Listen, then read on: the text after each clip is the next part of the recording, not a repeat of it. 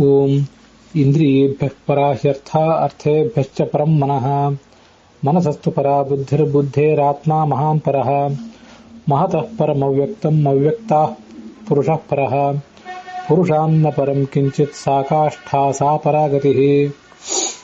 ಶ್ರೀ ಗುರುಭ್ಯೋ ನಮಃ. ಮಹಾಭಾರತ ಪ್ರವಚನ ಸರಣಿಯಲ್ಲಿ 1087ನೆಯ ಅನುಶಾಸನ ಪರ್ವದ 20ನೆಯ ಭಾಗವನ್ನ ನಾವೀಗ ನೋಡಬೇಕಾಗಿದೆ. ವಾವಿಳ್ಯ ರಾಮಸ್ವಾಮಿ ಶಾಸ್ತ್ರಿಗಳ ಪಾಠದಲ್ಲಿ 22ನೇ ಅಧ್ಯಾಯದ 103ನೇ ಶ್ಲೋಕ, ಟಿ ಆರ್ ಕೃಷ್ಣಾಚಾರ್ಯ ಪಾಠದಲ್ಲಿ 45ನೇ ಅಧ್ಯಾಯದ 222ನೇ ಶ್ಲೋಕ, ವೈಷ್ಣವ ಪಾಠದಲ್ಲಿ 33ನೇ ಅಧ್ಯಾಯದಲ್ಲಿ 195ನೇ ಶ್ಲೋಕ, ಉತ್ತರ ಭಾರತದ ಗೀತಾ ಪ್ರಶ್ನೆ ಪಾಠದಲ್ಲಿ 14ನೇ ಅಧ್ಯಾಯದ 237ನೇ ಶ್ಲೋಕ ಸಮಾಪ್ತವಾಗಿದೆ. ಸ್ವಸ್ತ್ಯಸ್ತು ಸದಾಂ ಅಶೇಷ ಸನ್ಮಂಗಲಾನಿ ಭವಂತು.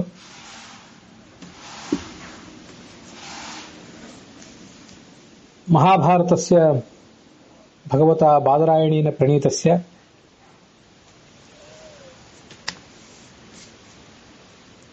ಅನುಶಾಸನ ಪರ್ವಣಿ ಭಗವತಃ ಮಹಾದೇವಸ್ಯ ದೇವ್ಯಾಃ ಪಾರ್ವತ್ಯಾಶ್ಚ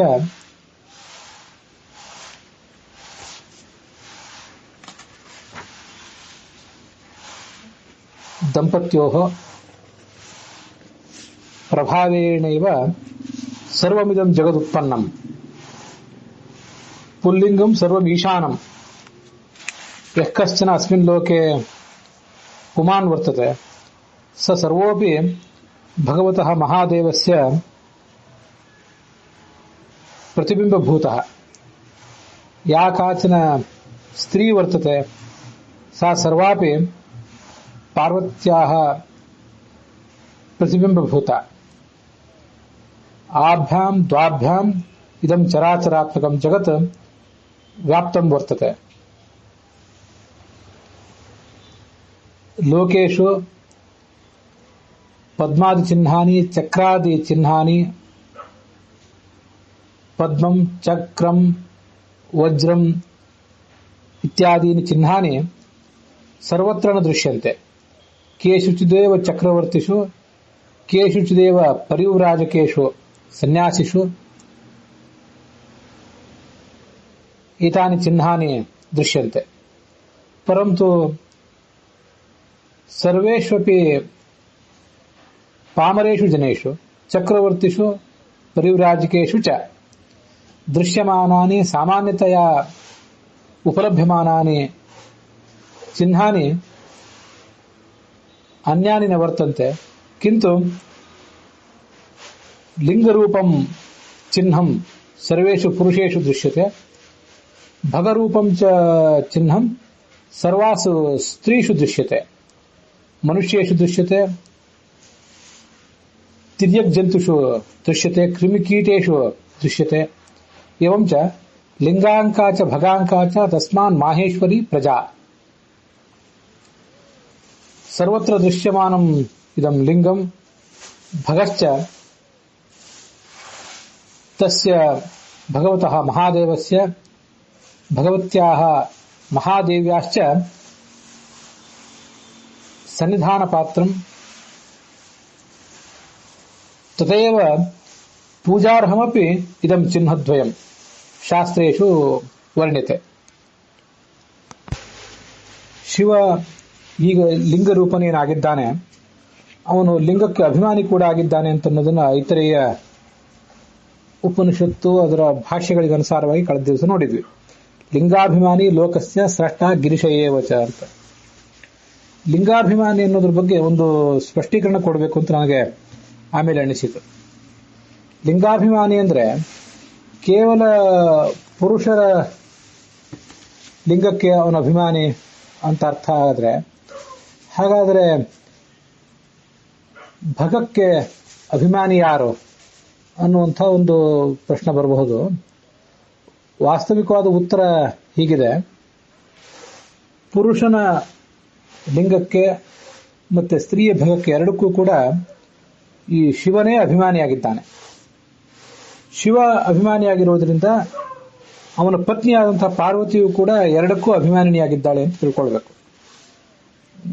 ಲಿಂಗಾಭಿಮಾನಿ ಅಂತ ಐತರೇಯ ಉಪನಿಷತ್ ಭಾಷ್ಯದಲ್ಲಿ ಶಿವನನ್ನು ವರ್ಣನೆ ಮಾಡಿದ್ರೂ ಕೂಡ 13ನೇ ಅಧ್ಯಾಯದ ಗೀತಾ ಭಾಷ್ಯದಲ್ಲಿ ಉಪಸ್ಥ ಸಶಿವೋ ಮನುಹು ಅಂತ ಆ ಶಿವನನ್ನು ವರ್ಣನೆ ಮಾಡಿದ್ದಾರೆ. ವಾಕ್, ಪಾಣಿ, ಪಾದ, ಪಾಯು, ಉಪಸ್ಥ ಅಂತ ಹೀಗೆ 5 ಏನು ಕರ್ಮೇಂದ್ರಿಯಗಳಿವೆ. ಆ 5 ಕರ್ಮೇಂದ್ರಿಯಗಳಲ್ಲಿ ಉಪಸ್ಥೇಂದ್ರಿಯಕ್ಕೆ ಅದು ಪುರುಷೋಪಸ್ಥ ಇರಬಹುದು ಅಥವಾ ಸ್ತ್ರೀ ಉಪಸ್ಥ ಇರಬಹುದು. ಅದಕ್ಕೆ ಶಿವ ಮತ್ತೆ ಸ್ವಯಂಭೂ ಮನು ಇಬ್ಬರು ಕೂಡ ಅಭಿಮಾನಿಗಳಾಗಿದ್ದಾರೆ. ಸ್ವಯಂಭೂ ಮನು ತಾರತಮ್ಯ ಕಕ್ಷಾದಲ್ಲಿ ಶಿವನಿಗಿಂತ ಕೆಳಗಿನವನು, ಶಿವ ಅದಕ್ಕೆ ಅಭಿಮಾನಿಯಾಗಿದ್ದಾನೆ ಅಂತ ತಿಳ್ಕೊಳ್ಬೇಕು. ಹೀಗೆ ಲಿಂಗಾಂಕಕ್ಕೆ ಮತ್ತು ಭಗಾಂಕಕ್ಕೆ ಎರಡಕ್ಕೂ ಕೂಡ ಶಿವನೇ ಅಭಿಮಾನಿಯಾಗಿದ್ದಾನೆ. ಪಾರ್ವತಿಯು ಕೂಡ ಪತ್ನಿ ಆದ್ರಿಂದ ಅಭಿಮಾನಿಯಾಗಿದ್ದಾಳೆ.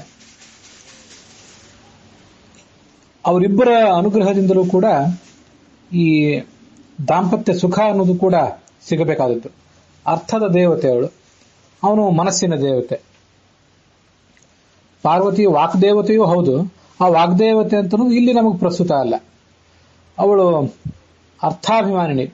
ಪಾರ್ವತಿ, ಸೌಪರ್ಣಿ ಮತ್ತೆ ವಾರುಣಿ ಈ ಮೂರು ಕೂಡ ವಾಕ್, ಪಾಣಿ, ಪಾದ, ವಾಯು, ಉಪಸ್ಥ ಮತ್ತೆ 5 ಜ್ಞಾನೇಂದ್ರಿಯಗಳು.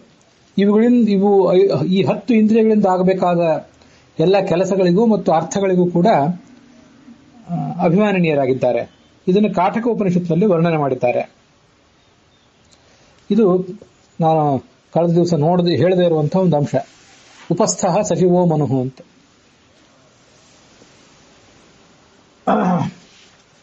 ಹೀಗೆ ಈ ಲಿಂಗಾಂಕ ಮತ್ತು ಭಗಾಂಕ ಎರಡೂ ಕೂಡ ಭಗವತಿಯ ಸನ್ನಿಧಾನಕ್ಕೆ ಪಾತ್ರವಾಗಿರುವುದರಿಂದಲೇ ಅದರ ಬಗ್ಗೆ ತಿರಸ್ಕಾರ, ಅಸಹ್ಯ ಇದ್ಯಾವುದೂ ಕೂಡ ಸಲ್ಲದು ಅಂತ ನಾವು ತಿಳ್ಕೊಳ್ಬೇಕು. ಯಾಕೆ ಹಾಗೆ ಅಂದ್ರೆ ಐತರೇಯ ಉಪನಿಷತ್ತಿನ ಭಾಷ್ಯದಲ್ಲಿ ಉಪನಿಷತ್ನಲ್ಲಿ ಕೂಡ ಹೀಗೆ ಹೇಳ್ತಾರೆ. ತಜ್ಜದೇತತ್ ಸ್ತ್ರೀಯಾಂ ಲೋಹಿತಂ ಭವತಿ ಅಗ್ನೇಸ್ತದ್ರೂಪಂ ತಸ್ಮಾನ್ ನ ಬೀಭತ್ಸೇತ.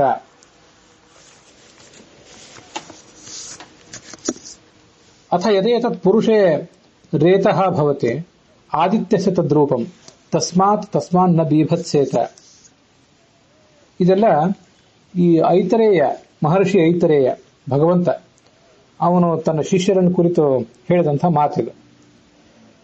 ಶುಕ್ರ ಮತ್ತು ಶೋಣಿತಗಳಿಂದ, ಪುರುಷರಲ್ಲಿರುವ ಶುಕ್ರದಿಂದ, ಸ್ತ್ರೀಯರಲ್ಲಿರುವ ಶೋಣಿತದಿಂದ ಅರ್ಥಾತ್ ಅಂಡಾಣುವಿನಿಂದ, ಪುರುಷನಲ್ಲಿರುವಂತಹ ವೀರ್ಯಾಣುವಿನಿಂದ ಸಂತಾನ ಉತ್ಪನ್ನ ಆಗ್ತದೆ. ನಮ್ಗೆ ಇದೆಲ್ಲ ಗೊತ್ತಿದೆ.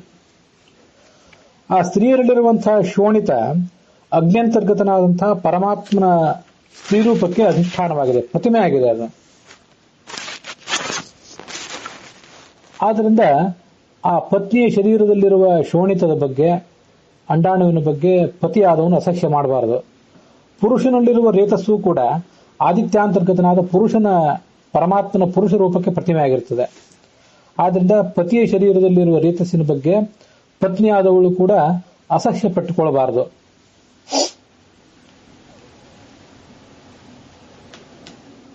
ಭಾಷ್ಯದಲ್ಲಿ ಹಾಗೆ ಹೇಳ್ತಾರೆ. ಈಗ ನಾನು ಮೊದಲು ಓದಿದ್ದು ಉಪನಿಷತ್ತಿನ ವಾಕ್ಯ. ಇತಿ ಪೃಷ್ಟ ಸ್ವಶಿಷ್ಯೈ ಸಹ ಮಹಿದಾಸಃ ಅವದತ್ ಹರಿಃ ಸ್ತ್ರೀಷು ಯಲ್ಲೋಹಿತಂ ಲೋಕೆ ತತ್ರ ಅಗ್ನಿಸ್ಥಃ ಜನಾರ್ದನಃ ಸ್ತ್ರೀರೂಪಃ ಸಹ ಅಗ್ನಿನಾಮೈವ ಜ್ವಲಜ್ವಾಲಾ ಸಮಪ್ರಭಃ. ಅವನು ಅಗ್ನಿ ಅಂತಲೇ ಹೆಸರು ಪಡೆದಿದ್ದಾನೆ. ಜ್ವಲಿಸುವಂತಹ ಅಗ್ನಿಯಂತೆ ಪ್ರಕಾಶವುಳ್ಳವನಾಗಿರ್ತಾನೆ ಕೂಡ. ಸ್ತ್ರೀರೂಪನಾಗಿ ಅಲ್ಲಿದ್ದಾನೆ. ತಸ್ಮಾತ್ ವಿಷ್ಣು ಸನ್ನಿಧಾನಾತ್ ಭರ್ತ ಭಾರ್ಯಾ ಶರೀರಗಾತ್ ನ ಬೀಭತ್ಸೇತ ಏವ ರಕ್ತಾತ್. ಗಂಡನಾದವನು ಆ ಸ್ತ್ರೀಯಲ್ಲಿರುವಂತಹ ಅಂಶಕ್ಕೆ ಜುಗುಪ್ಸೆ ಪಟ್ಕೊಳ್ಬಾರದು. ತಥಾ ಪುಂಬ್ರೇಶ ಸ್ಥಿತ ಆದಿತ್ಯೇ ಸಂಸ್ಥಿತ ವಿಷ್ಣು. ಅವನಿಗೆ ಆದಿತ್ಯ ಅಂತ ಹೆಸರಿದೆ. ಪುರುಷನ ಶರೀರದಲ್ಲಿರುವ ರೇತಸ್ಸಿನಲ್ಲಿ ಆದಿತ್ಯಾಂತರ್ಗತನಾದಂತಹ ವಿಷ್ಣು ಇದ್ದಾನೆ. ಅವನು ಪ್ರಪಂಚಕ್ಕೆ ಆದಿ ಆದ್ದರಿಂದ ಆದಿತ್ಯ ಅಂತ ಅವನನ್ನ ವರ್ಣಿಸ್ತಾರೆ. ಮಿಂಚಿನಂತೆ ಹೊಳೆಯುವಂಥ ರೂಪ ಅವನಿಗಿದೆ. ಜುಮತ್ಪ್ರಭ ಸ್ತ್ರೀರೂಪ ಭಗವಾನ್ ವಿಷ್ಣು ರೇತಸಿಸ್ಥ. ಆದ್ರಿಂದ ಆ ರೇತಸ್ಸಿನ ಬಗ್ಗೆ ಪತ್ನಿಯೂ ಕೂಡ ಅಸಹ್ಯ ಪಟ್ಟುಕೊಳ್ಬಾರದು ಅಂತ ವರ್ಣನೆ ಮಾಡ್ತಾರೆ. ಇದ್ರ ಬಗ್ಗೆ ನಾನು ಇಲ್ಲಿ ಹೆಚ್ಚು ವಿವರಣೆ ಹೇಳೋದಿಲ್ಲ. ಮನುಷ್ಯ ಏನು ಗೃಹಸ್ಥ ಜೀವನ ಆಚರಣೆ ಮಾಡ್ತಾನೆ, ಅವನಿಗೆ ಒಂದು ಹಂತದಲ್ಲಿ ಈ ಕೆಲವು ವಿಷಯಗಳ ಬಗ್ಗೆ ಅಸಹ್ಯ ಅನಿಸುವುದು ಸಹಜ. ಅದೆಲ್ಲ ಅಸಹ್ಯ, ಆ ಕ್ರಿಯೆ ಅಸಹ್ಯ, ಆ ಪದಾರ್ಥಗಳು, ಆ ಸ್ಥಾನಗಳು ಅಸಹ್ಯ ಅಂತ ಹೀಗೆಲ್ಲ ಅವನು ಮಾತಾಡ್ತಿರ್ತಾನೆ.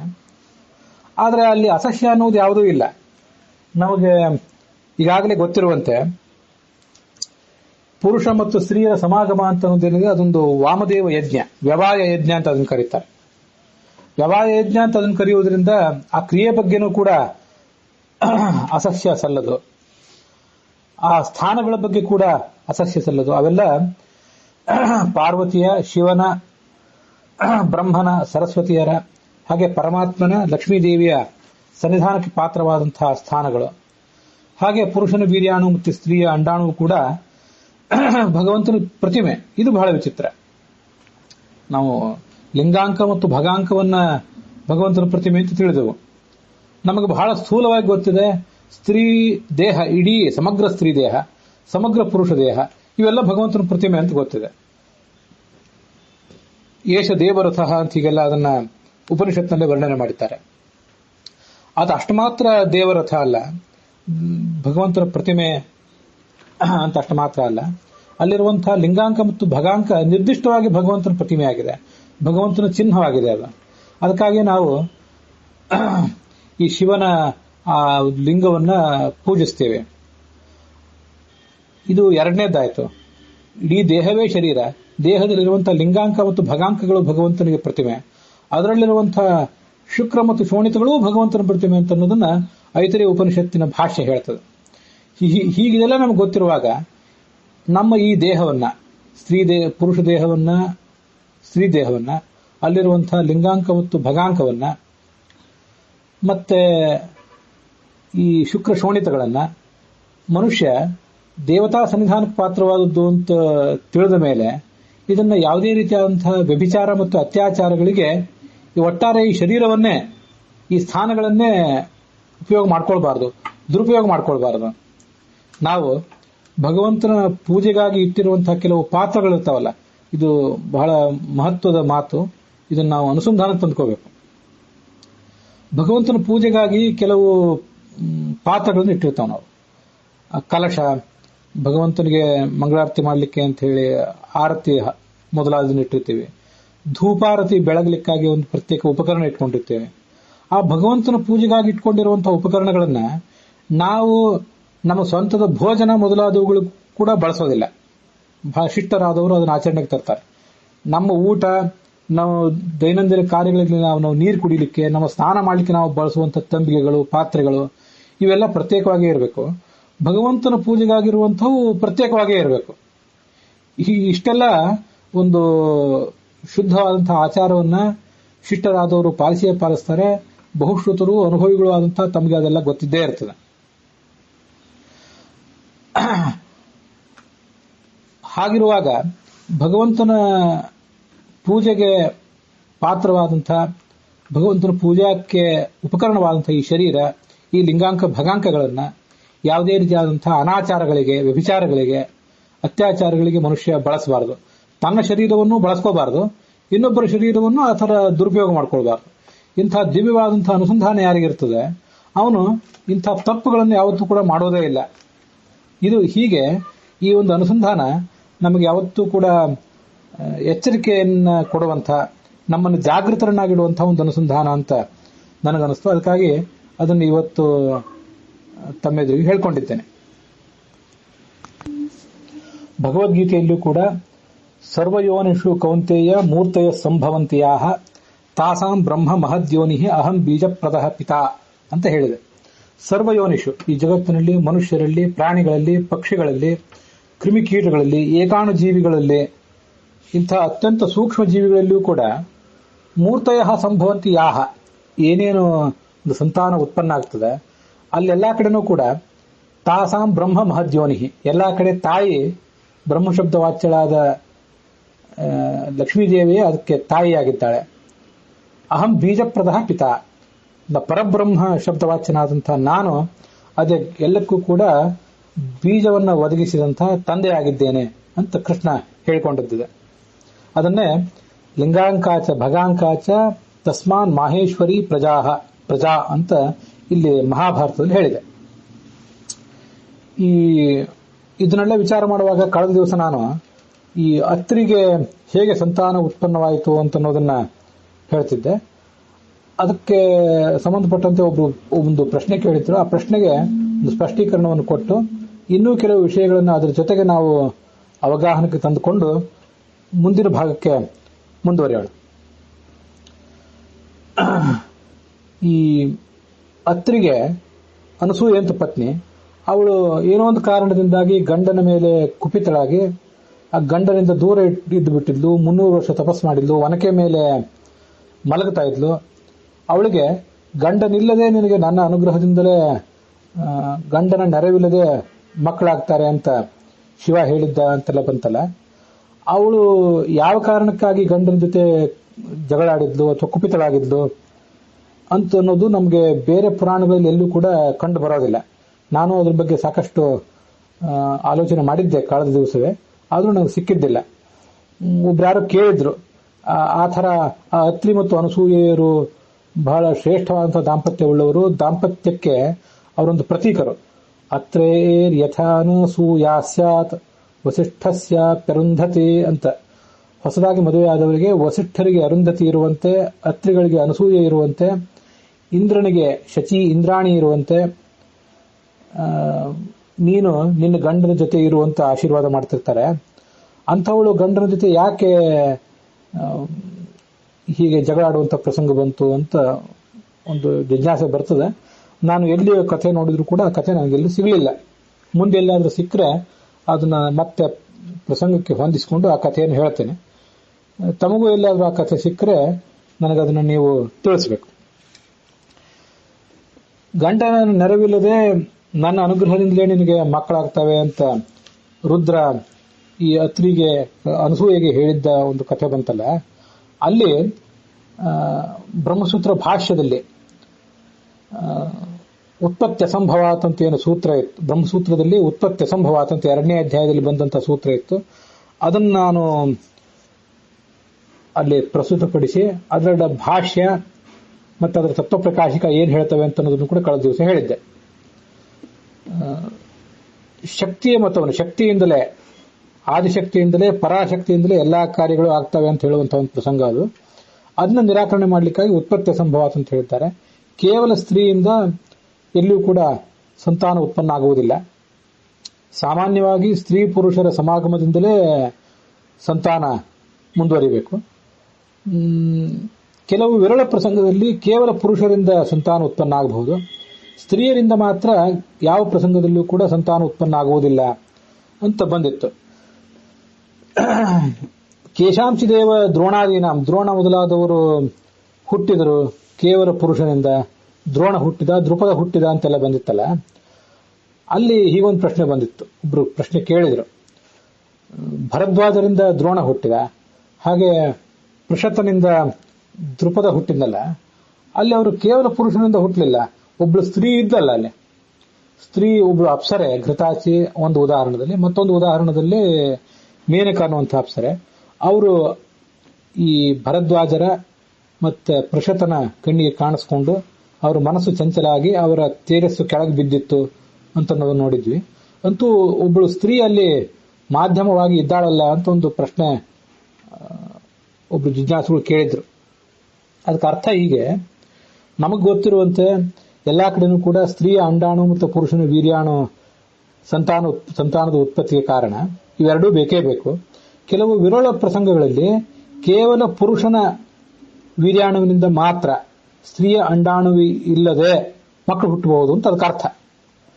ಘೃತಾಚಿ ಅಥವಾ ಮೇನಕೆ ಅನ್ನೋ ಅಪ್ಸರೆಯರನ್ನ ಅಲ್ಲಿ ನೋಡಿ ಅವನ ಮನಸ್ಸು ಚಂಚಲಾಗಿ ತೇಜಸ್ಸು ಸ್ಕನ್ನವಾಗಿದ್ದು ಕೆಳಗೆ ಬಿದ್ದಿದ್ದ ಕಥೆ ಏನಿದೆಯಲ್ಲ, ಮನಸ್ಸು ಚಂಚಲಾಗ್ಲಿಕ್ಕೆ ಮಾತ್ರ ಅವ್ರ ಕಾರಣ. ವಸ್ತುತಃ ಆ ಘೃತಾಚಿಯದ್ದಾಗಲಿ ಮೇನಕೆಯದಾಗಲಿ ಅಂಡಾಣು ಅವರ ಶರೀರದ ಒಂದು ಭಾಗ. ಈ ಸಂತಾನದ ಉತ್ಪತ್ತಿಗೆ ಕಾರಣ ಆಗಲಿಲ್ಲ. ಕೇವಲ ಭರದ್ವಾಜರ ಮತ್ತೆ ಪುರುಷತನ ವೀರ್ಯಾಣು ಅವರ ಪುರುಷದ ಭಾಗ ಮಾತ್ರ ಸಂತಾನದ ಉತ್ಪತ್ತಿಗೆ ಕಾರಣ ಆಯಿತು. ಹೀಗೆ ಅವರು ಮಾಧ್ಯಮ ಆಗಿರಬಹುದು, ಮನಸ್ಸು ಚಂಚಲ ಆಗಿದ್ದು ಆ ಸ್ತ್ರೀಯರಿಂದ ಇರಬಹುದು, ಆದರೆ ಅವರ ಅಂಡಾಣುವಿನಿಂದ, ಅವರ ಶೋಣಿತದಿಂದ ಈ ಸಂತಾನ ಉತ್ಪನ್ನ ಆಗಲಿಲ್ಲ ಅಂತ ಅದಕ್ಕೆ ಅರ್ಥ. ಆದರೆ ಸ್ತ್ರೀಯಿಂದ ಮಾತ್ರ, ಕೇವಲ ಸ್ತ್ರೀಯ ಅಂಡಾಣುವಿನಿಂದ ಮಾತ್ರ ಎಲ್ಲಿಯೂ ಕೂಡ ಸಂತಾನ ಉತ್ಪನ್ನ ಆಗುವುದು ನಮಗೆ ಶಾಸ್ತ್ರದಲ್ಲಿ ಕಂಡಿಲ್ಲ. ಹೇಗೆ ಆ ಭರದ್ವಾಜರ ತೇಜಸ್ಸು ಕೊಳಗದಲ್ಲಿ ಬಿತ್ತು, ಪುರುಷತನ ತೇಜಸ್ಸು ಒಂದು ಎಲೆಯ ಮೇಲೆ ಬಿತ್ತು, ನೆಲದ ಮೇಲೆ ಬಿತ್ತು, ಆಗ ಅಲ್ಲಿ ಸಂತಾನ ಉತ್ಪನ್ನ ಆಯಿತು ಅಂತ ನಾವು ಕಥೆ ಕೇಳಿದ್ದೇವೆ. ಆ ಥರ ಕೇವಲ ಸ್ತ್ರೀಯರ ಅಂಡಾಣುವಿನಿಂದ ಒಂದು ಸಂತಾನ ಹುಟ್ಟಿದ್ದು ಎಲ್ಲೂ ಕೂಡ ಕಂಡು ಬಂದಿಲ್ಲ ಅಂತ ಅದರ ತಾತ್ಪರ್ಯ. ಇಂಥ ಕೆಲವು ವಿಲಕ್ಷಣವಾದಂತಹ ಸಂಗತಿಗಳನ್ನು ಬ್ರಹ್ಮಸೂತ್ರದಲ್ಲಿ ಮತ್ತೊಂದು ಕಡೆ 3ನೇ ಅಧ್ಯಾಯದ 1ನೇ ಪಾದದ 29ನೇ ಸೂತ್ರದಲ್ಲಿಯೂ ಕೂಡ ಯೋನೇ ಶರೀರಂ ಅಂತ ಸೂತ್ರ ಇದೆ. ಅಲ್ಲಿಯೂ ಕೂಡ ಕೆಲವು ಸಂಗತಿಗಳನ್ನು ಹೇಳ್ತಾರೆ. ಆ ಎಷ್ಟೋ ಸಂಗತಿಗಳನ್ನು ಹಿಂದೆ ನಾವು ನೋಡುವುದನ್ನು ಮರೆತು ಬಿಟ್ಟಿದ್ದೆವು. ಹಿಂದೆ ಆದಿಪರ್ವಕ್ಕೆ ಸಂಬಂಧಪಟ್ಟಂತಹ ಒಂದು ಘಟನಾ ಅಲ್ಲಿ ಹೇಳ್ತಾರೆ. ಅದಕ್ಕಾಗಿ ಈ ವಿಷಯವನ್ನು ಈಗ ನಾನು ನೆನಪು ಮಾಡಿಕೊಳ್ತಾ ಇದ್ದೇನೆ.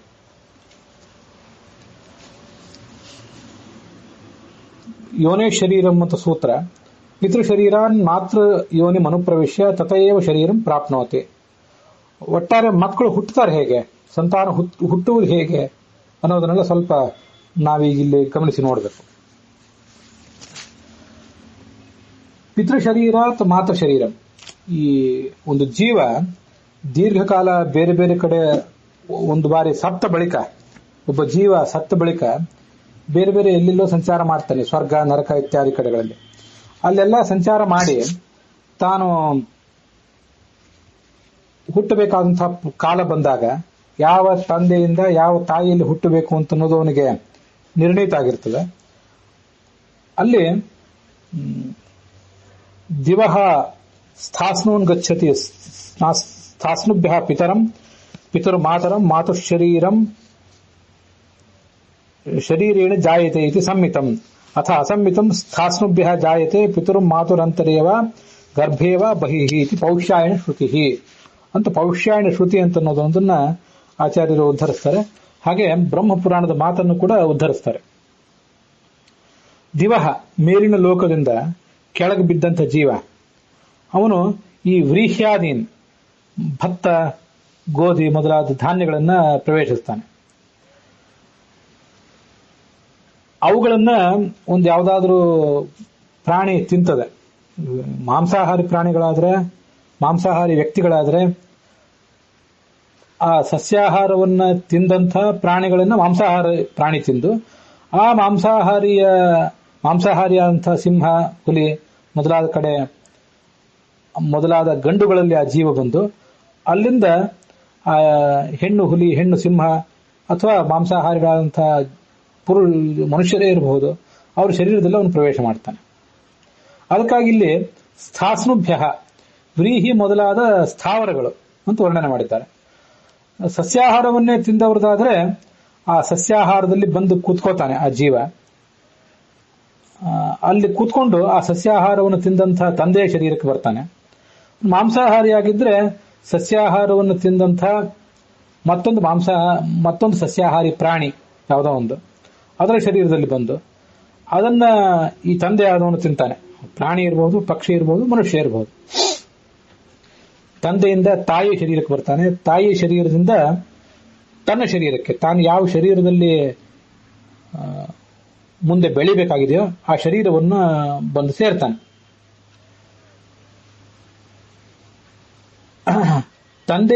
ತಂದೆಯ ಶರೀರದಿಂದ ಅವನು ತಾಯಿಯ ಶರೀರಕ್ಕೆ ಏನು ಬಂದು ಸೇರ್ತಾನೆ. ಆ ತಂದೆಯ ಅಂಶ ಮತ್ತು ತಾಯಿಯ ಅಂಶ ಎರಡು ಹೀಗೆ ಸೇರ್ಕೋತವೆ. ಸೇರ್ಕೊಂಡು ಅದೊಂದು ಗರ್ಭವಾಗಿ ಪರಿಣಮಿಸ್ತದೆ, ಒಂದು ಸಣ್ಣ ಶಿಶುವಾಗಿ ಪರಿಣಮಿಸ್ತದೆ. ಮುಂದೆ ಅದೇ ಹುಟ್ಟೋದು. ಇದು ಸಂಮಿತಂ, ಸಾಮಾನ್ಯವಾಗಿ ಜನಸಾಮಾನ್ಯರಲ್ಲಿ ಆಗುವಂಥ ಎಲ್ಲರಿಗೂ ಸ್ವೀಕೃತವಾದಂತಹ ಒಂದು ಜನ್ಮಕ್ರಮ. ಅಥ ಅಸಮ್ಮಿತಂ, ಪೌಷಾಯಣ ಶ್ರುತಿಯಲ್ಲಿ ಅದನ್ನು ಹೇಳ್ತಾರೆ. ಅಸಮ್ಮಿತವಾದದ್ದು ಅಂದ್ರೆ ಜನಸಾಮಾನ್ಯರಲ್ಲಿ ಆಗದೇ ಇರುವಂಥದ್ದು, ಕೆಲವು ಮಹಾತ್ಮರಲ್ಲಿ ಮಾತ್ರ ಕಾಣಬೇಕಾದಂತಹ ಮತ್ತೊಂದು ಕ್ರಮ ಇದೆ. ಅದು ಹೇಗೆ? ಅದು ಅಸಾಧಾರಣವಾದ ಜನ್ಮಕ್ರಮ. ಸ್ಥಾಸ್ನುಭ್ಯ, ಸ್ಥಿರ ವಸ್ತುಗಳಿಂದ, ಸ್ಥಾಸ್ನು ಅಂದ್ರೆ ಈ ಅಕ್ಕಿ, ಬೇಳೆ, ಭತ್ತ ಮೊದಲಾದದ್ದು, ಅದರಿಂದಲೇ ಕೆಲವರು ಹುಟ್ಟು ಬಿಡ್ತಾರೆ. ಅದರಿಂದ ಮುಂದೆ ಅವರು ಈ ತಂದೆ ಶರೀರಕ್ಕೆ ಅವ್ರು ಬರಬೇಕು ಅಂತಿಲ್ಲ. ಅದು ವಿಶಿಷ್ಟವಾದಂತಹ ಸಂಗತಿ. ಆ ಸ್ಥಾವರ ವಸ್ತುಗಳಿಂದ ಅಂದ್ರೆ ಅಕ್ಕಿ, ಬೇಳೆ ಮೊದಲಾದವುಗಳಿಂದ ತಂದೆಗೆ ಬಂದು, ತಂದೆಗೆ ತಾಯಿಯಿಂದ ಬಂದು ಈ ಕ್ರಮ ಇಲ್ಲ. ಕೇವಲ ಸ್ಥಾವರ ವಸ್ತುಗಳಿಂದಲೇ ಹುಟ್ಟು ಬಿಡ್ತಾರಂತೆ. ಇಂಥವು ಕೆಲವು ವಿಚಿತ್ರವಾದ ಘಟನೆಗಳಿರ್ತವೆ. ಅದಕ್ಕೆ ತತ್ವಪ್ರಕಾಶಿಕಾದಲ್ಲಿ ಜಯತೀರ್ಥರು ಸ್ಥಾಸ್ನುಷು ಶುಕಾದಯ ಅಂತ ದೃಷ್ಟಾಂತ ಕೊಟ್ಟಿದ್ದಾರೆ. ಶುಕ ಹುಟ್ಟಿದ್ದು ನಮ್ಗೆಲ್ಲರಿಗೂ ಗೊತ್ತೇ ಇದ್ದೇ ಇದೆ. ವ್ಯಾಸರಿಂದ ಶುಕ ಹುಟ್ಟಿದ.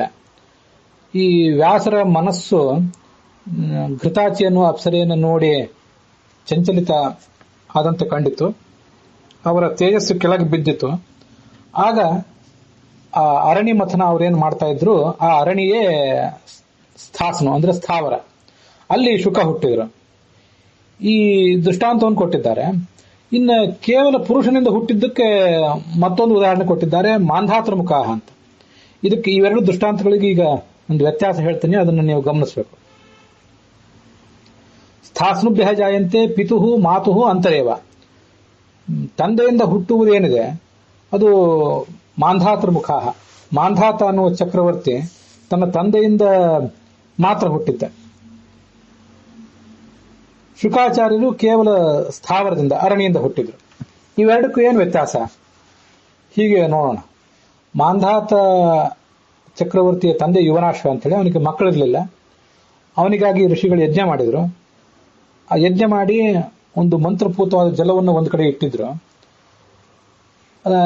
ಆ ಜಲವನ್ನ ಅವನ ಪತ್ನಿ ಕುಡಿಬೇಕಾಗಿತ್ತು. ಮಾರನೇ ದಿವಸ ಅವಳಿಗೆ ಕೊಡೋಣ ಅಂತ ಆ ಪುರೋಹಿತರೆಲ್ಲ ಇಟ್ಟು ಆಯಾಸದಿಂದ ನಿದ್ರೆ ಹೋಗಿದ್ರು.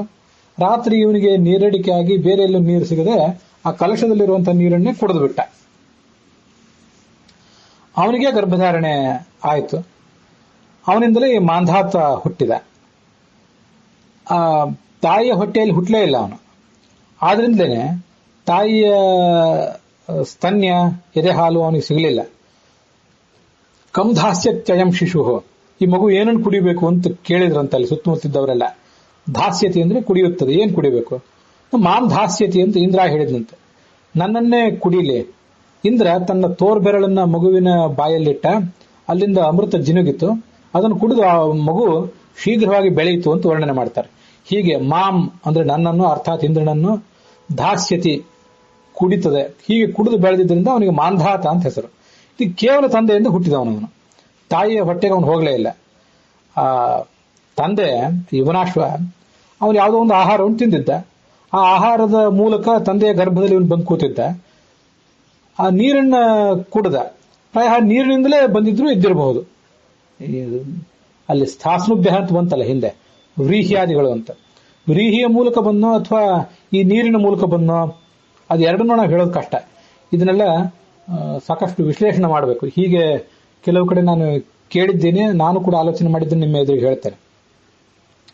ಆ ತಂದೆ ಯುವನಾಶ್ವ ಯಾವುದೋ ಆಹಾರವನ್ನು ಸ್ವೀಕಾರ ಮಾಡಿದ್ದ. ಆ ಆಹಾರದ ಮೂಲಕ ಇವನಲ್ಲಿ ಮುಂದೆ ಹುಟ್ಟುವ ಜೀವ ಪ್ರವಿಷ್ಟವಾಗಿತ್ತು.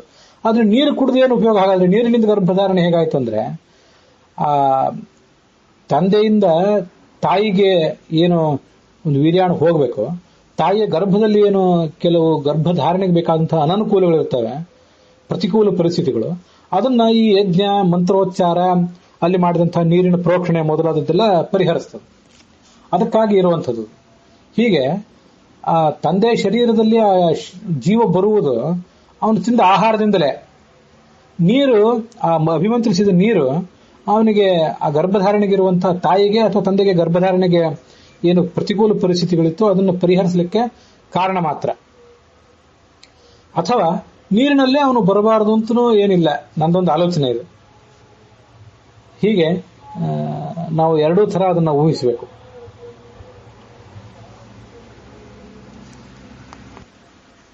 ಈ ಮಾಂಧಾತ ಹುಟ್ಟಿದ ಕ್ರಮಕ್ಕೂ ಶುಕ ಹುಟ್ಟಿದ ಕ್ರಮಕ್ಕೂ ಏನು ವ್ಯತ್ಯಾಸ? ಶುಕ ಕೇವಲ ಸ್ಥಾಸನವಿನಿಂದ ಹುಟ್ಟಿದ, ಸ್ಥಾವರದಿಂದ ಹುಟ್ಟಿದ. ಮಾಂಧಾತ ತಂದೆಯಿಂದ ಹುಟ್ಟಿದ ಅಂತ ಕೇಳ್ತೀವಲ್ಲ ನಾವು. ಅಂತೂ ಎರಡೂ ಕಡೆ ತಾಯಿ ಬೇಕಾಗಲಿಲ್ಲ. ಈ ಶುಕನಿಗೆ ತಾಯಿಯೂ ಬೇಕಾಗಲಿಲ್ಲ, ತಂದೆಯೂ ಬೇಕಾಗಲಿಲ್ಲ. ಮಾಂಧಾತನಿಗೆ ತಂದೆ ಬೇಕಾಗಿದ್ದ, ತಾಯಿ ಬೇಕಾಗಲಿಲ್ಲ. ಅದು ಹೇಗೆ? ವ್ಯತ್ಯಾಸ ಹೀಗಿದೆ. ಮಾಂಧಾತೃವಿನ ತಂದೆ ಯುವನಾಶ್ವ ಮತ್ತು ಅವನ ಪತ್ನಿ ಇಬ್ಬರು ಕೂಡ ಭೌತಿಕ ಶರೀರವನ್ನು ಹೊತ್ತವರು. ಆ ಭೌತಿಕ ಶರೀರವನ್ನು ಹೊತ್ತಂಥ ಆ ಮಾಂಧಾತೃವಿನ ಶರೀರದಿಂದಲೇ, ಭೌತಿಕ ಶರೀರವನ್ನು ಹೊತ್ತಂಥ ಯುವನಾಶ್ವನ ಶರೀರದಿಂದಲೇ ಭೌತಿಕ ದೇಹವನ್ನೇ ಹೊತ್ತಂಥ ಮಾಂಧಾತೃ ಹುಟ್ಟಿದ. ಇದು ನಮಗೆ ನಾವು ತಿಳಿಬೇಕಾದ ಸಂಗತಿ. ಇಬ್ಬರದು ತಂದೆ ಮಗ. ತಾಯಿದು ಕೂಡ ತಾಯಿ ಪಾತ್ರ ಅಲ್ಲೇನಿಲ್ಲ ಮಾಂಧಾತೃವಿನ ಜನನದಲ್ಲಿ, ಆ ವಿಷಯ ಬೇರೆ. ಆದರೂ ಯುವನಾಶ್ವ ಮತ್ತು ಮಾಂಧಾತೃ ಇಬ್ಬರು ಹುಟ್ಟುವಾಗಲೂ ಕೂಡ ಇಬ್ಬರದು ಭೌತಿಕವಾದಂಥ ಶರೀರವೇ. ಶುಕ ವ್ಯಾಸರಿಂದ ಹುಟ್ಟುವಾಗ ನಾವು ಗಮನಿಸಬೇಕಾದ ಸಂಗತಿ ಏನು? ಶುಕರದ್ದು ಭೌತಿಕ ಶರೀರ, ಶುಕ ರುದ್ರನ ಅವತಾರ, ಅವರದು ಭೌತಿಕ ಶರೀರ. ಆದ್ರೆ ವ್ಯಾಸರದು ಅಭೌತವಾದಂಥ ಶರೀರ. ವ್ಯಾಸರ ತೇಜಸ್ಸು ಆ ಅರಣಿಯ ಮೇಲೆ ಬಿತ್ತು, ಅವರ ಮನಸ್ಸು ಚಂಚಲ ಆಗಿತ್ತು ಅಂತ ನಾವು ಓದ್ತೇವಲ್ಲ. ಆ ತೇಜಸ್ಸು ಅಂದ್ರೆ ಒಬ್ಬ ಸಾಮಾನ್ಯ ಮನುಷ್ಯನ ವೀರ್ಯದಂತೆ ಅದಲ್ಲ. ಅದು ವ್ಯಾಸರ ಶರೀರವೇ ಅಪ್ರಾಕೃತವಾದ ಶರೀರ. ಆದ್ದರಿಂದ ಆ ಶರೀರದಿಂದ ಅವರು ಹೊರಗೆ ಬೀಳಿಸಿದಂತೆ ತೋರಿಸಿದ್ದೇನಿದೆ ಅದೊಂದು ಪ್ರಾಕೃತವಾದಂತಹ ಅಂಶ ಅಷ್ಟೇ. ಅಪ್ರಾಕೃತವಾದ ಶರೀರದಿಂದ ಅವರು ತಮ್ಮ ಶರೀರಕ್ಕಿಂತ ಪೂರ್ಣ ಭಿನ್ನವಾದಂತಹ ಪ್ರಾಕೃತವಾದಂತಹ ಒಂದು ತೇಜಸ್ಸನ್ನು ಹೊರ ಹಾಕಿದ್ರು ತತ್ಕಾಲದಲ್ಲಿ. ಈಗ ಪರಮಾತ್ಮನ ಶರೀರ ಪೂರ್ಣ ಮದಃ ಪೂರ್ಣಮಿದಂ ನೇಹ ನಾನಾಸ್ತಿ ಕಿಂಚನ. ವ್ಯಾಸರ ಜಟೆ, ಕೈ, ಕಾಲು ಇತ್ಯಾದಿ ಅಖಂಡ ಶರೀರವು ಕೂಡ ಚಿನ್ಮಯವಾದದ್ದೇ. ಅದ್ಯಾವುದು ಪ್ರಾಕೃತವಾದದ್ದಲ್ಲ, ಎಲ್ಲ ಅಪ್ರಾಕೃತವಾದದ್ದೇ. ಆದರೆ ಅವರಿಂದ ಒಂದು ಶಿಶು ಹುಟ್ಟುವಾಗ, ಕೃಷ್ಣನಿಂದ ಪ್ರದ್ಯುಮ್ನ ಹುಟ್ಟುವಾಗ, ರಾಮನಿಂದ ಲವಕುಶರು ಹುಟ್ಟುವಾಗ, ಹಾಗೆ ವ್ಯಾಸರಿಂದ ಈ ಶುಕ ಹುಟ್ಟುವಾಗ, ಆ ಲವಕುಶರ ಶರೀರ, ಪ್ರದ್ಯುಮ್ನ ಶರೀರ, ಸಾಂಬಾದಿಗಳ ಶರೀರ, ಹಾಗೆ ಇಲ್ಲಿ ಶುಕರ ಶರೀರ, ಇದೆಲ್ಲ ಭೌತಿಕವಾದ ಶರೀರವೇ. ಈ ಭೌತಿಕವಾದ ಶರೀರ ಹೇಗೆ ಹುಟ್ಟುತ್ತದೆ? ಅಪ್ರಾಕೃತವಾದ ಶರೀರದಿಂದ ಪ್ರಾಕೃತವಾದ ಹುಟ್ಟುವುದು ಹೇಗೆ? ಅಪ್ರಾಕೃತವಾದಂತಹ ಭಗವಂತನ ಶರೀರ ಅದು ಯಾವುದಕ್ಕೂ ಕೂಡ ಉಪಾದಾನ ಕಾರಣ ಅಲ್ಲ, ಮೆಟೀರಿಯಲ್ ಕಾಸ್ ಅಲ್ಲ. ತಂದೆಯ ಒಂದು ಅಂಶ ಮತ್ತು ತಾಯಿಯ ಒಂದು ಅಂಶಗಳು ಇವು ಮೆಟೀರಿಯಲ್ ಕಾಸ್ ಆಗಿರ್ತವೆ, ಉಪಾದಾನ ಕಾರಣ ಆಗಿರ್ತವೆ ಶಿಶುವಿನ ಶರೀರಕ್ಕೆ. ಬಂಗಾರದ ಆಭರಣಕ್ಕೆ, ಕಟ್ಟಿಗೆ ಪೀಠೋಪಕರಣಕ್ಕೆ ಉಪಾದಾನ ಕಾರಣ ಮೆಟೀರಿಯಲ್ ಕಾಸ್ ಆಗಿರುವಂತೆ ತಂದೆಯ ಅಂಶ ಮತ್ತು ತಾಯಿಯ ಅಂಶಗಳು ಮಗುವಿನ ಶರೀರಕ್ಕೆ ಉಪಾದಾನ ಕಾರಣ ಆಗಿರ್ತವೆ. ಮಗುವಿನ ಆತ್ಮಕ್ಕಲ್ಲ, ಮಗುವಿನ ಶರೀರಕ್ಕೆ. ಹಾಗಿಲ್ಲಿ ಶುಕರ ಈ ಭೌತಿಕವಾದ ಶರೀರಕ್ಕೆ ವ್ಯಾಸರ ಅಪ್ರಾಕೃತವಾದ ಶರೀರ ಅಥವಾ ಆ ಶರೀರದ ತೇಜಸ್ಸು ಅದ್ಯಾವುದು ಉಪಾದಾನ ಕಾರಣ ಆಗೋದು ಸಾಧ್ಯವೇ ಇಲ್ಲ. ವ್ಯಾಸರ ಶರೀರವೇ ಅಪ್ರಾಕೃತವಾದ್ರಿಂದ ಅಪ್ರಾಕೃತವಾದ ತೇಜಸ್ಸು, ಅಪ್ರಾಕೃತವಾದ ವೀರ್ಯ ಇತ್ಯಾದಿಗಳಿಗೆ ಅಲ್ಲಿ ಅವಕಾಶ ಇಲ್ಲ. ಅವರು ತತ್ಕಾಲದಲ್ಲಿ ಕೃಷ್ಣ, ರಾಮ ಮತ್ತೆ ವ್ಯಾಸ ಮೊದಲಾದವರು ಆ ಕಾಲದಲ್ಲಿ ಪ್ರಾಕೃತವಾದಂತಹ ಒಂದು ತೇಜಸ್ಸನ್ನು ಕೂಡ ಸೃಷ್ಟಿಸಿ ಆ ಮೂಲಕ ಪ್ರದ್ಯುಮ್ನ, ಸಾಂಬ, ಲವ, ಕುಶ, ಶುಕ ಇತ್ಯಾದಿಗಳ ಉತ್ಪತ್ತಿ ಕಾರಣರಾಗ್ತಾರೆ. ಪ್ರದ್ಯುಮ್ನ ಸಾಂಬಾದಿಗಳು ಹುಟ್ಟುವಾಗ ಅಲ್ಲಿ ತಾಯಂದಿರು ಕೂಡ ಇದ್ದೇ ಇದ್ರು. ಆ ದೃಷ್ಟಾಂತ ನಮ್ಗೆ ಇಲ್ಲಿ ಪ್ರಸ್ತುತ ಅಲ್ಲ. ರಾಮನಿಂದ ಲವಕುಶರು ಹುಟ್ಟುವಾಗ ಕೂಡ ತಾಯಿ ಸೀತೆ ಇದ್ದೇ ಇದ್ಲು, ಅದು ನಮಗಿಲ್ಲಿ ಬೇಕಾಗಿಲ್ಲ. ಈ ವ್ಯಾಸರಿಂದ ಶುಕ ಹುಟ್ಟುವಾಗ ತಾಯಿ ಇರಲಿಲ್ಲ, ಘೃತಾಚಿ ಕೇವಲ ನಿಮಿತ್ತರಾಗಿದ್ದು, ಮೀಡಿಯಾ ಮಾತ್ರ ಆಗಿದ್ದು. ನಾವು ಅವಾಗ ಹಿಂದೆ ನೋಡಿದ್ದೀವಿ ಈ ಪ್ರವಚನದ ಆರಂಭದಲ್ಲಿ. ಅವಳ ಶರೀರದ ಅಂಡಾಣುವಿನ ಅಗತ್ಯವಿಲ್ಲದೆ ವ್ಯಾಸರ ಅಪ್ರಾಕೃತವಾದ ಶರೀರದ ಅಭಿನ್ನ ಭಾಗವಾದಂತಹ ಒಂದು ಅಂಡಾಣುವೂ ಇಲ್ಲದೆ ವ್ಯಾಸರ ಶರೀರ ಅಪ್ರಾಕೃತವಾದದ್ದು. ಅದಕ್ಕಿಂತ ಪೂರ್ಣ ಭಿನ್ನವೇ ಆದಂತಹ ಪ್ರಾಕೃತವಾದಂತಹ ಒಂದು ತೇಜಸ್ಸು ವ್ಯಾಸರ ಸಾಮರ್ಥ್ಯದಿಂದ ಅಲ್ಲಿ ಕೆಳಗೆ ಬಿತ್ತು ಅಂತ ನಾವು ಅದನ್ನು ತಿಳ್ಕೊಳ್ಬೇಕು. ಅದನ್ನು ಬೇರೆ ಬೇರೆ ಪ್ರಸಂಗಗಳಲ್ಲಿ ಅನೇಕ ಜನ ಜ್ಞಾನಿಗಳು ವರ್ಣನೆ ಮಾಡಿಯೇ ಇದ್ದಾರೆ ತಮ್ಮ ವ್ಯಾಖ್ಯಾನಗಳಲ್ಲಿ. ಅದರಿಂದ ಈ ಶುಕ ಹುಟ್ಟಿದ. ಇದು ಸ್ಥಾಸ್ನುಷು ಶುಕಾದಯ ಅಂತ ಅದಕ್ಕೆ ಹೇಳಿದ್ದು. ಸ್ಥಾವರ ಅಂದ್ರೆ ಅರಣಿ.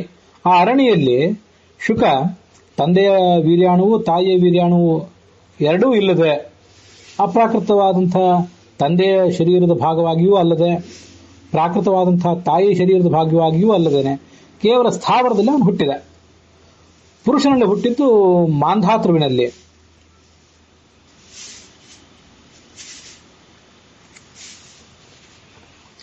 ಈ ಮಾಂಧಾತೃ ತನ್ನ ತಂದೆಯ ಶರೀರದ ಒಂದು ಭಾಗದಿಂದ ಹುಟ್ಟಿದ. ಯಾಕಂದ್ರೆ ತಂದೆಯ ಶರೀರವು ಅಲ್ಲಿ ಭೌತಿಕವೇ ಆಗಿದೆ. ಇದು ಮಾಂಧಾತೃವಿನ ಜನನಕ್ಕೂ ಶುಕನ ಜನನಕ್ಕೂ ವ್ಯತ್ಯಾಸ. ಕೆಲವು ಬಾರಿ ಕೇವಲ ಸ್ತ್ರೀಯರ ಶರೀರದಿಂದ ಅಂತ ಬರ್ತದಲ್ಲ. ಅಥ ಅಸಮ್ಮಿತಂ ಸ್ಥಾಸ್ನುಭ್ಯ ಜಾಯತೆ ಪಿತುಹು ಮಾತುಹು ಅಂತರೇವ. ಮಾತುಹು ಅಂತಿದೆಯಲ್ಲ, ಆ ಮಾತುಹು ಅಂತ ಅನ್ನೋದು ಹೇಗೆ ಅದನ್ನು ಜಯತೀರ್ಥರು ಹೀಗೆ ಹೇಳ್ತಾರೆ. ಪ್ರಮದಾಯಾಂ ಆಸ್ತಿಕ ಪ್ರವೃತ್ತಯ ಅನುಗ್ರಹಾತ್.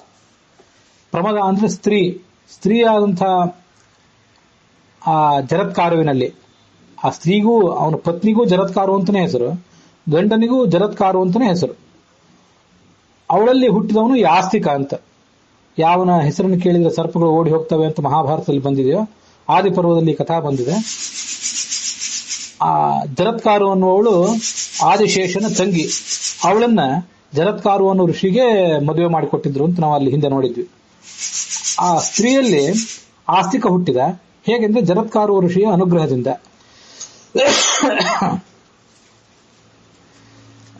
ಇದು ತಾಯಿಯಿಂದ ಹುಟ್ಟಿದ್ದಕ್ಕೆ ಉದಾಹರಣೆ. ಇಲ್ಲಿ ನಮಗೊಂದು ಜಿಜ್ಞಾಸೆ ಬರಬಹುದು. ಇದನ್ನು ನಾನು ಪ್ರಸ್ತುತ ಮಾಡಬೇಕಾಗಿತ್ತು. ಈಗ 2ನೇ ಅಧ್ಯಾಯದ 1ನೇ ಪಾದದ ಅಥವಾ 3ನೇ ಪಾದದ ನಾವು ಹಿಂದೆ ನೋಡಿದ್ವಲ್ಲ ಸೂತ್ರ, 2ನೇ ಅಧ್ಯಾಯದ 2ನೇ ಪಾದದ 42ನೇ ಸೂತ್ರ ಉತ್ಪತ್ತಿ ಅಸಂಭವಾತ್ ಅಂತ. ಅಲ್ಲಿ ಅನುವ್ಯಾಖ್ಯಾನದಲ್ಲೂ ನೋಡಿದ್ವಿ, ಬ್ರಹ್ಮಸೂತ್ರ ಭಾಷ್ಯದಲ್ಲೂ ಕೂಡ ನೋಡಿದ್ವಿ. ಕೇವಲ ಸ್ತ್ರೀಯಿಂದ ಪುರುಷನ ಬೆಂಬಲವಿಲ್ಲದೆ ಮಕ್ಕಳಾಗೋದಿಲ್ಲ ಅಂತಲ್ಲಿ ಬಂದಿತ್ತಲ್ಲ. ಇಲ್ಲಿ ಕೇವಲ ಸ್ತ್ರೀಯಿಂದ ಮಕ್ಕಳಾದ್ರಲ್ಲ. ಆ ಜರತ್ಕಾರು ಅನ್ನೋ ಸ್ತ್ರೀಯಲ್ಲಿ ಜರತ್ಕಾರು ಋಷಿಯ ಪತ್ನಿ ಆದಂತಹ ಅವಳಲ್ಲಿ ಆಸ್ತಿಕ ಹುಟ್ಟಿದ್ನಲ್ಲ ಅಂತ ಒಂದು ಪ್ರಶ್ನೆ ಬರಬಹುದು. ಅಲ್ಲಿ ಜರತ್ಕಾರುವಿನ ಅನುಗ್ರಹದಿಂದ ಅಂತ ಹೇಳಿದ್ದಾರೆ ಜಯತೀರ್ಥರು. ಅವರಿಬ್ಬರ ನಡುವೆ ಸಮಾಗಮ ಆದ ಬಳಿಕ ಅಲ್ಲಿ ಮಕ್ಕಳಾದಂತೆ ಕಾಣಿಸುವುದಿಲ್ಲ.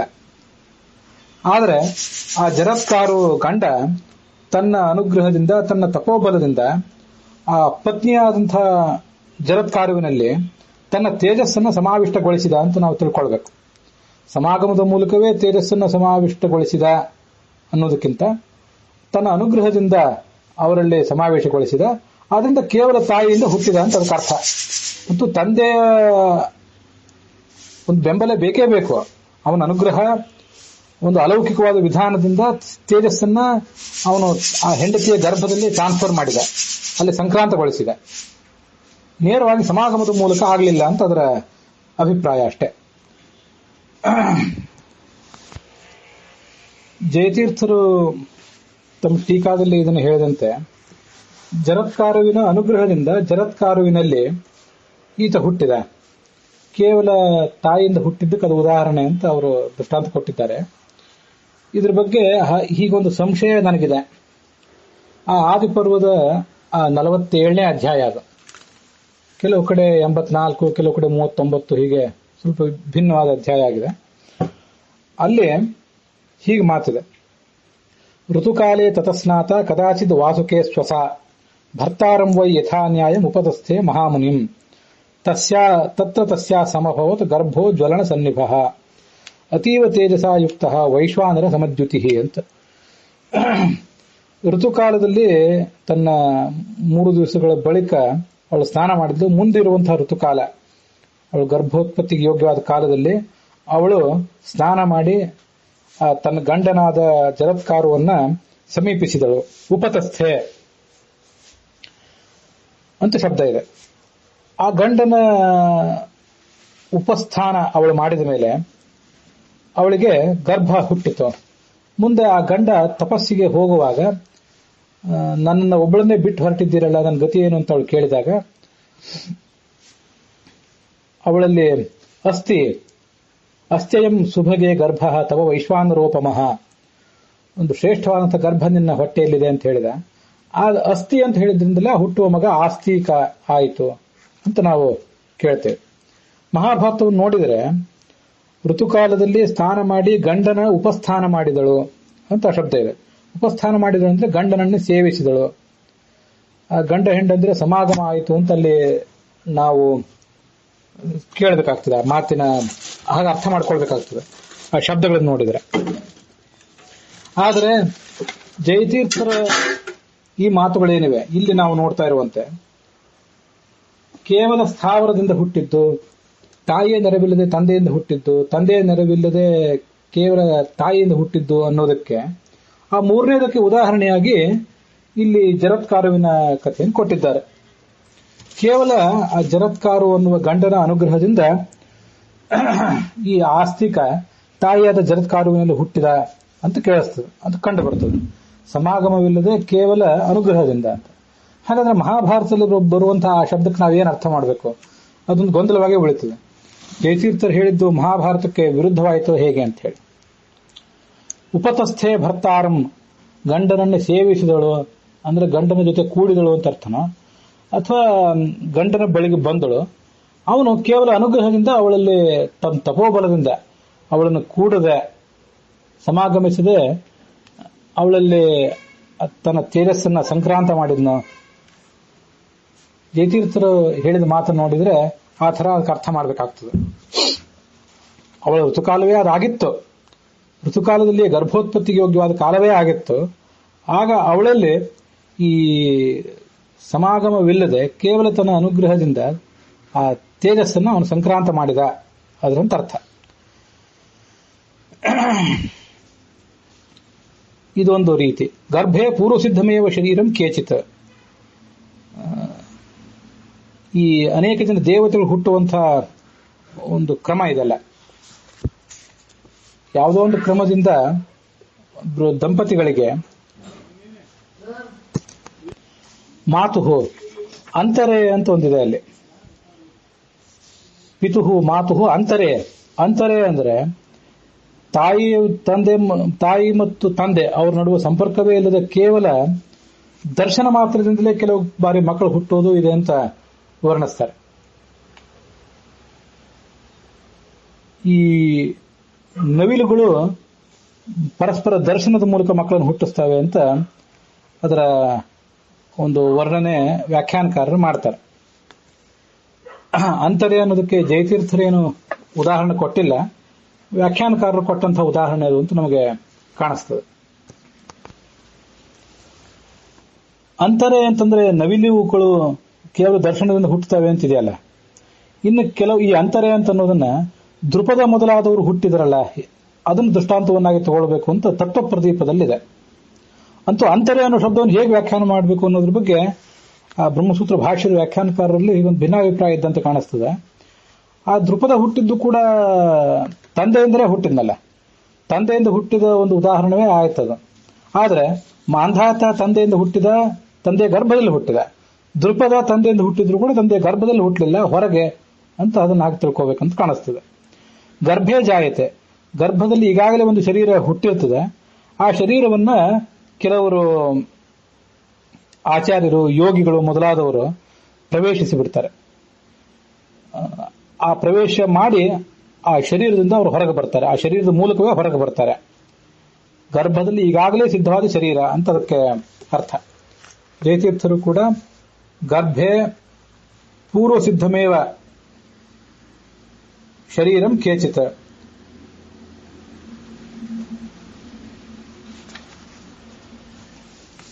ಮುಂದೆ ರುಜುಗುಣಸ್ಥರಾದವರು, ಮುಖ್ಯ ಪ್ರಾಣ ಮೊದಲಾದವರು ಹುಟ್ಟುವುದು ಹೇಗೆ ಅಂದ್ರೆ, ಆ ತಂದೆ ತಾಯಿಂದರ ಸಮಾಗಮದ ಮೂಲಕ ಒಂದು ಯಾವುದೋ ಶರೀರ ಆ ಗರ್ಭದಲ್ಲಿ ಹುಟ್ಟಿರ್ತದೆ.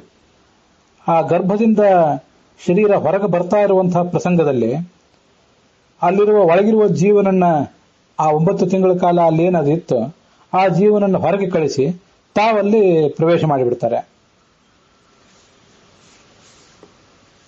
ಶರೀರ ಗರ್ಭದಿಂದ ಹೊರಗೆ ಬಂದ ಮೇಲೆ ವಾಯುದೇವರ ಪ್ರವೇಶ ಅಂತ ಇದು ತತ್ವಪ್ರದೀಪಕಾರರು ಕೊಡುವಂತಹ ಉದಾಹರಣೆ.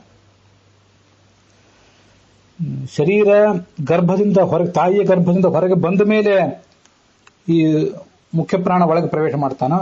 ಹೊರಗೆ ಬರ್ತಾ ಇರುವಂತೆ ಅದೇ ಕಾಲದಲ್ಲಿ ಇನ್ನೇನು ಕೆಲವೇ ಕ್ಷಣಗಳು ಮಾತ್ರ ಇದ್ದಾಗ ಪ್ರವೇಶ ಮಾಡ್ತಾನೋ ಅನ್ನೋದು ವ್ಯಾಖ್ಯಾನಕಾರರಲ್ಲಿ ಸ್ವಲ್ಪ ಭಿನ್ನಾಭಿಪ್ರಾಯಕ್ಕೆ ವಿಷಯ ಆಗುವಂತೆ ಕಾಣಿಸ್ತದೆ. ಅಂತೂ ಹಾಗೆ ಕೆಲವು ಮಾತುಗಳನ್ನ ಅಲ್ಲಿ ನೋಡ್ತೇವೆ. ಇದು ಬೇರೆ ಬೇರೆ ಜೀವರು ಹುಟ್ಟುವಂತಹ ಒಂದು ವಿಧಾನ. ಬಹಿಹಿ ದೃಪದಾದಯ ಪಿತೃಸಾಪೇಕ್ಷಾ. ಬಹಿಹಿ ಅಂತ ಆ ಉಪನಿಷತ್ತಿನ ಆ ಪೌಷ್ಯಾಯಣ ಶ್ರುತಿಯಲ್ಲಿದೆ. ಗರ್ಭೇವ ಬಹಿರೇವ ಅಂತ ಹೇಳಿ. ಬಹಿಹಿ ಅಂತಂದ್ರೆ ದೃಪದ ಮೊದಲಾದವರು ತಂದೆಯನ್ನ ನಿಮಿತ್ತವಾಗಿ ಮಾಡ್ಕೊಂಡು ಹುಟ್ಟಿದ್ರು. ಸ್ಥಾನಾಂತರೇ ಧೃಷ್ಟದ್ಯುಮ್ನಾದಯ ಪಿತ್ರಾದಿ ನಿರಪೇಕ್ಷಾ.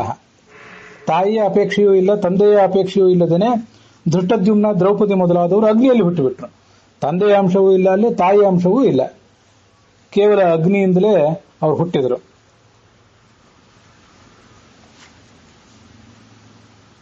ಇದು ಅವರೆಲ್ಲರೂ ಕೂಡ ಹುಟ್ಟುವಂತಹ ಒಂದು ವಿಧಾನ.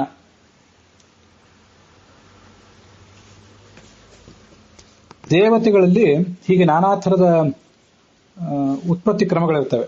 ಕೆಲವು ಬಾರಿ ಗಂಡ ಹೆಂಡಂದಿರ ಸಮಾಗಮದಿಂದ ಆ ಸಂತಾನ ಉತ್ಪನ್ನ ಆಗುವುದಿರ್ತದೆ. ಕೇವಲ ದರ್ಶನದಿಂದ ಕೆಲವು ಬಾರಿ ಸಮಾಗಮ ಆಗ್ತದೆ. ದರ್ಶನದಿಂದ ಗರ್ಭೋತ್ಪತ್ತಿ ಆಗುವುದಿದೆ. ಕೆಲವು ಬಾರಿ ಆ ಸ್ಪರ್ಶದಿಂದ ಸ್ಪೃಷ್ಟೇವೇಂ ಪ್ರೀತಿಮತಾನಿಲೇನ ವಾಯು ಕುಂತಿಯ ಶರೀರವನ್ನು ಮುಟ್ಟಿದ್ರಿಂದಲೇ ಭೀಮಸೇನ ಅಲ್ಲಿ ಹುಟ್ಟಿದ ಅಂತ ಒಂದು ವರ್ಣನ ಇದೆ. ಈ ರಾಮಾಯಣದಲ್ಲಿ ಬರುವಂತಹ ಒಂದು ಕಥೆಯ ಪ್ರಕಾರ ಕೆಲವು ಜನ ಸ್ತ್ರೀಯರು, ಇದು ಆ ರಾಮಾಯಣದ ಉತ್ತರಕಾಂಡದಲ್ಲಿ ಬರುವಂತಹ ಕಥಾ, ಅದು ಮುನಿಯೊಬ್ಬನ ದರ್ಶನ ಮಾತ್ರದಿಂದಲೇ ಗರ್ಭಿಣಿಯರಾದರು. ತನಗೆ ತಾನು ಮಾಡ್ತಾ ಇರುವ ತಪಸ್ಸಿಗೆ ಯಾರಾದರೂ ಭಂಗ ತಂದ್ರೆ ಅವರು ಇಲ್ಲಿ ಬಂದು ಗರ್ಭಿಣಿಯರಾಗಿ ಬಿಡ್ತಾರೆ, ನನ್ನ ದರ್ಶನ ಮಾತ್ರದಿಂದ ಅಂತ ಒಂದು ಶಾಪ ಕೊಟ್ಟಿದ್ದ ಅಂತ ಒಂದು ಕಥಾ ಇದೆ. ಹೀಗೆ ಅವೆಲ್ಲ ಆಕಸ್ಮಿಕವಾದ ಕೆಲವು ಗರ್ಭಗಳು. ಇನ್ನು ಕೆಲವು ಬಾರಿ ಅಪೇಕ್ಷೆ ಪಟ್ಟು ಒಂದು ಹೆಣ್ಣಿನಿಂದ ಒಂದು ಗಂಡಿನಿಂದ ಕೇವಲ ದರ್ಶನದಿಂದಲೇ ಗರ್ಭ ಹುಟ್ಟುವುದು ಕೂಡ ಇದೆ. ಬ್ರಹ್ಮಪುರಾಣದಲ್ಲಿಯೂ ಈ ಮಾತನ್ನ ಹೇಳ್ತಾರೆ. ದೇಹೇನ ಜಾಯತೆ ಜಂತು ಇತಿ ಸಾಮಾನ್ಯತೋ ಜನಿಹಿ. ದೇಹದಿಂದಲೇ ಹುಟ್ಟಬೇಕು ಅಂತ ಅನ್ನೋದು ಸಾಮಾನ್ಯವಾದಂತಹ ಒಂದು ಜನನ. ವಿಶೇಷ ಜನನಂ ಚಾಪಿ, ವಿಶಿಷ್ಟವಾಗಿ ಹುಟ್ಟುವುದೇನಿದೆ, ಸ್ಥಾಸ್ನುಷು ಅಥಾಪಿ ಪುರುಷೇ. ಕೆಲವು ಬಾರಿ ಸ್ಥಾವರ ವಸ್ತುಗಳಲ್ಲಿ, ಪುರುಷರಲ್ಲಿ, ಪ್ರಮದ ಅಂದ್ರೆ ಸ್ತ್ರೀಯರಲ್ಲಿ, ಗರ್ಭೇವಾ ಬಹಿರೇವಾಥ ಕ್ವಚಿತ್ ಸ್ಥಾನಾಂತರೇಶುವ ಅಂತ ಹೀಗೆ ಬ್ರಹ್ಮಪುರಾಣದಲ್ಲೂ ಕೂಡ ಆ ಪೌಷ್ಯಾಯಣ ಶ್ರುತಿಯ ಮಾತುಗಳನ್ನೇ ಉದ್ಧರಿಸಿದ್ದಾರೆ. ಇದು ಬೇರೆ ಬೇರೆ ಉತ್ಪತ್ತಿಯ ಕ್ರಮಗಳು. ಇದನ್ನು ಕೂಡ ಈ ಪ್ರಸಂಗದಲ್ಲಿ ನೋಡಬೇಕು. ಆ ದೇವತೆಗಳು ಮೊದಲಾದವರ ಚರ್ಯಗಳು ಹೇಗಿರ್ತವೆ ಅಂತ ಅನ್ನೋದನ್ನು ನಾವು ತಿಳ್ಕೊಳ್ಬೇಕು ಅಂತ ನನಗೆ ಕಾಣಿಸ್ತು. ಶಾಸ್ತ್ರದ ದೃಷ್ಟಿಕೋನವನ್ನು ನೋಡಿದಂತಾಯಿತು. ಅಲ್ಲಿಗೆ ಇವತ್ತಿನ ಈ ಭಾಗ ಸಮಾಪ್ತವಾಗಿದೆ.